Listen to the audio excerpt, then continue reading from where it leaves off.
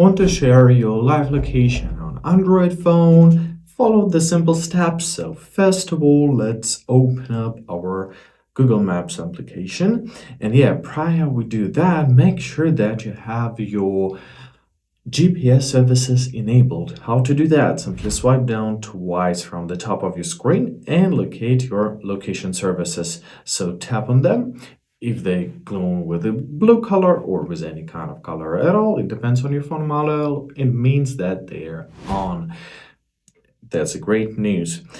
All right, now let's tap on our account icon at the top right corner and let's press location sharing. There we are. Now press on new share. So now choose the amount of time which you want your location to be shared, for example 2 hours. Here you can see your suggestions.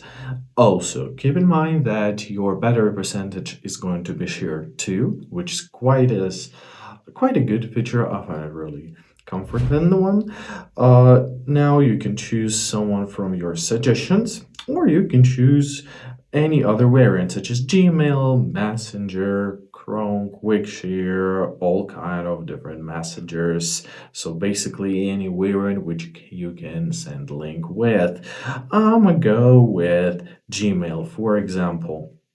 So now give your confirmation that you're sharing the location, press share.